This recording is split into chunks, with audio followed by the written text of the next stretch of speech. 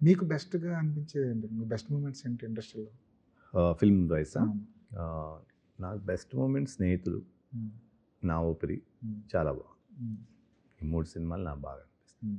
3 different జోనర్‌లో చెప్పిన genres కథలు. Genres different. చాలా బాగుంది అనే సినిమా ఈవీవి గారికి ఒక కొత్త హోప్ ఇచ్చిన సినిమా ఇది. ఆ ఫస్ట్ తర్వాత నుంచి ఆయన ఈవీవి గారు మారిపోయారు. మారిపోయారు. ఈవీవి గారి సెటప్ మొత్తం మారిపోయింది. మారిపోయింది.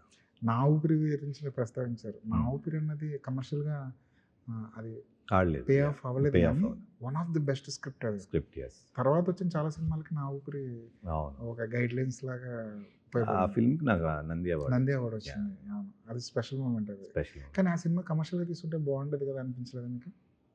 ఏమో ఆ స్క్రిప్ట్‌తో వచ్చారు ప్రొడ్యూసర్స్, డైరెక్టర్స్ నచ్చింది చేసాం. హ్మ్. So I don't know commercial అంటే మరి ఒక్కోసారి ఆడొచ్చు కదా అట్లా కూడా. అవును. 'శంకరాభరణం' ఇయన్నీ ఆడినాయి కదా. అవును. So we don't know. We can't judge output అనేది. అవును. ఇప్పటికి ప్రౌడ్ మూమెంట్ అది 'నా ఊపిరి' అనే బాగా సినిమా. మంచి ప్రౌడ్ మూమెంట్ నాకు. చాలా సినిమాలు మిస్ చేశారు మీరు. 'మనసిచ్చి చూడు' one of my favourite cinema. ఆ! 'మనసిచ్చుడు' బాగుంటుంది. అవును. 'పెళ్లి' పెళ్లి. One of the favourite. అంటే అన్నిట్లో అంటే ఐ పిక్ దోస్. అవును. డెఫినెట్‌గా ఇంకా మంచి సినిమాలు 'ప్రియా ఓ ప్రియ' ఉంది. అవును. 'కోరుకున్న ప్రియుడు' ఇవన్నీ కూడా దే హ్యావ్ సమ్ ఎలిమెంట్ ఎక్కడో దగ్గర బాగుంటాయి. అవును. పైగా ఏదో హోమ్ వర్క్ చేసి వెళ్ళాలి నేను సెట్‌కి అనేలా ఉండేవి కాదేమో ఆ కథలన్నీ. అసలు చాలా జోవియల్‌గా ఉండేవి. అట్లా చాలా క్యాజువల్‌గా ఉండేవి. అవును. అవును. మీకు సెట్‌కి వెళ్ళిన తర్వాత చేయడం ఏదన్నా ముందు ప్రిపరేషన్ లేదు. అవును. సో అసలు అది ఎందుకు అట్లా అంటే directors had a lot of grip. Right. వాళ్ళకి ఆ సినిమా ఏంటి, ఆ క్యారెక్టర్ ఏంటి అనేది వాళ్ళు ఇమీడియట్‌గా యాక్ట్ చేసి చూపించటము, ఎట్లా కావాలో చెప్పటము, అది డిజైన్ ఆల్రెడీ ఉండేది. సో మనకి పెద్ద అక్కడికి వెళ్ళి వాళ్ళు చెప్పింది చేయటమే. అవును. అవును. అప్పట్లో కాంపిటీషన్ కూడా కొంచెం స్ట్రాంగ్‌గానే ఉండేదేమో కదా! యాహ్! కాంపిటీషన్. పైగా మీ జోనర్‌లో చేసే సినిమాలు. అవును. చాలా ఉండే. అవును. హ్మ్. శ్రీకాంత్ గారు ఒకవైపు హ్మ్. చేసేవాళ్ళు. అవును. మీరు జగపతి బాబు గారు. జగపతి బాబు గారు చేసేవాళ్ళు.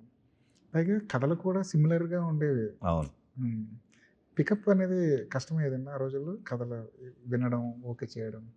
కష్టమేమయ్యేది కాదు. హ్మ్. వచ్చినయి మనం జడ్జ్ చేసుకోగలిగితే సరిపోయేది. హ్మ్. ఇట్ ఈజీ ఉంది. అంతేం కష్టం లేదు. హ్మ్. అప్పట్లో ఇద్దరు ముగ్గురు హీరోలు కలిసి చేయడం కూడా చాలా ఆనందంగా ఉండేది చూడడానికి కూడా. మల్టీ స్టారర్స్ చేశాం. అవును. ఏ హీరోతో ఎక్కువ కంఫర్ట్‌గా ఉండేదండి మీకు? నేను శ్రీకాంత్ గారితోనే ఎక్కువ ఎక్కువ చేశాను. చేశారా? యాహ్! హ్మ్. యాహ్! తర్వాత బయట ఎలా ఉంటది మీ రిలేషన్ శ్రీకాంత్ గారితో? ఫ్రెండ్లీగా ఉంటారు. చాలా క్యాజువల్ పర్సన్, సింపుల్ పర్సన్. హ్మ్. మేమందరం అంతే. హ్మ్. ఏమీ ఇన్హిబిషన్స్ లేవు, ఈగోలు లేవు. సో అవును. అవును.